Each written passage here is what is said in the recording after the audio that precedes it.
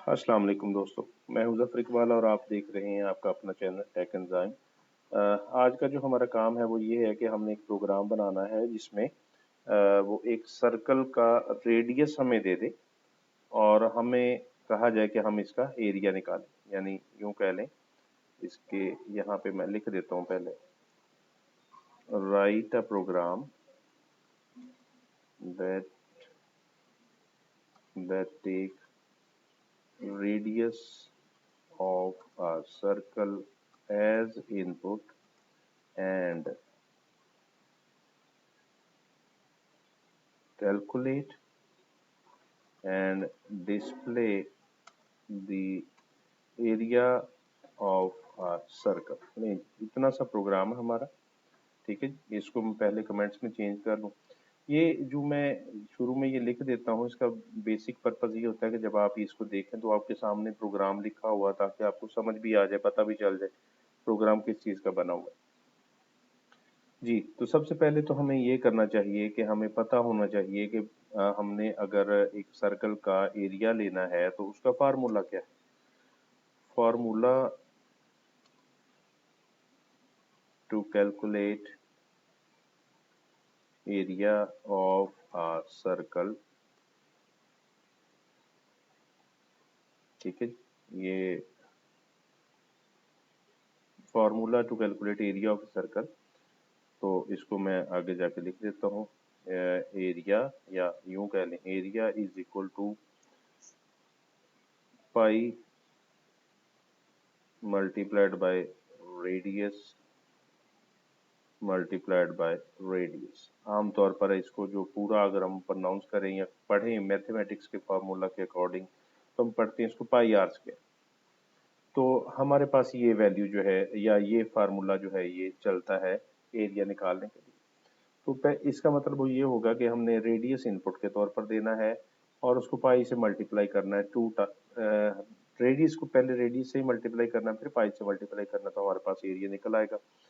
पहले तो print F और इसमें मैसेज दें जी, enter radius value, enter radius of a circle, ये दे दिया मैसेज। यूं करके थोड़ा सा स्पेस जनरेट करें, और चूंकि हमने रेडियस लेना है तो हमारे पास रेडियस होना चाहिए फ्लोट में। क्यों? ये इशारिया में भी वैल्यू आ सकती है इसकी, ठीक है। उसके बाद इसी तरह से दूसरा वेरिएबल हमारे पास होना चाहिए इसका एरिया, और इसमें भी इसी तरह से वैल्यू आ सकती है। और तीसरा वेरिएबल हमारे पास होना चाहिए पाई का, ठीक है। ये तीन वेरिएबल हमने रख लिए, और अब हम साथ ये काम ये करते हैं कि पाई जो है उसको एक वैल्यू दे देते हैं, और वो क्या जी, 3.141593, ये पूरी वैल्यू है इसकी पाई की। यानी आप कह सकते हैं कि ये हमने क्या किया, ये पाई को एक कांस्टेंट वैल्यू दे दी। और अब हम जाते हैं, इससे कहते हैं हमें रेडियस दे दो, और रेडियस की इनपुट लेने के लिए पहले फॉर्मेट स्पेसिफायर क्या आएगा जी, %f, क्योंकि फ्लोट टाइप डाटा हमने रखा हुआ है। एम्परसेंड साइन और वेरिएबल का नाम आ जाएगा रेडियस, ठीक है, ये दिया। और उसके बाद अब हम सिंपली, बहुत आसान सा काम है, हम इसको कैलकुलेट करवा लेते हैं यहाँ पे। और इसमें मैं कहता हूँ जी कि area is equal to pi multiplied by radius multiplied by radius, ठीक है जी। ये इसने कैलकुलेट किया, और अब मैं इसकी प्रिंट एफ के साथ इसको कहता हूँ, मुझे बताओ, बैकस्लैशन न्यू लाइन पे पहले चले गए, और मैं कहता हूँ जी एरिया ऑफ सर्कल इज यहाँ पे साथ लिख दें, area is equal to %f, comma area variable जो भी हमारा है वो दे दिया। और इतना सा जी काम, इसको पहले हम सेव करते हैं। नाम इसका मैं पहले रख चुका हूँ, यहाँ पे आपको नज़र आ रहा होगा चैप्टर 2 एक्सरसाइज 10। इसको मैं रन करवाता हूँ। नहीं जी, एंड रेडियस ऑफ सर्कल, मैं मिसाल के तौर पे कहता हूँ 3.4, तो उसने फौरन मुझे कैलकुलेट करके बताया एरिया ऑफ सर्कल इज, ठीक है, और area is equal to 36 point something. ठीक, दोबारा ये कैसे, इसका स्पेस मैंने खत्म किया, वो ऑड सा लग रहा था जी।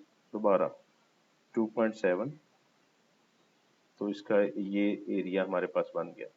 Area of circle is, area is equal to 22 point something, जो भी आ गया। ठीक है, अब चाहें तो परसेंट इसके साथ हम लगा दें 3.3f। आप जरा देखें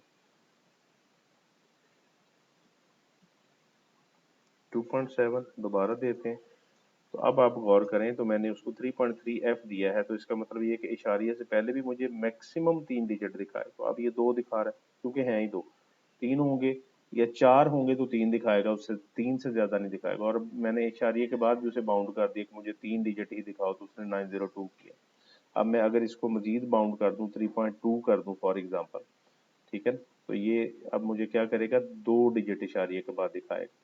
देखिए 2.7 वही रखते हैं ताकि हमें एग्जैक्ट पता चले। ये देखिए area of circle is, area is equal to 22.90। तो ये हमारे पास यहाँ पे क्या आ गया जी, एरिया निकला है सर्कल का। इसको मजीद मैंने ब्रैकेट में रख दिया जी। अब देखें 2.7, अब चेक करें एरिया ऑफ सर्कल इज, और वो मुझे अब ब्रैकेट में इस तरह से आउटपुट दे रहा। तो ये था हमारा आज का प्रोग्राम, और एक्सरसाइज चैप्टर 2 की हमारी वाइंड अप होगी, खत्म होगी। इंशाल्लाह अगले लेक्चर के साथ दोबारा हाजिर होंगे, तब तक के लिए इजाज़त दीजिए। अल्लाह हाफ़िज़।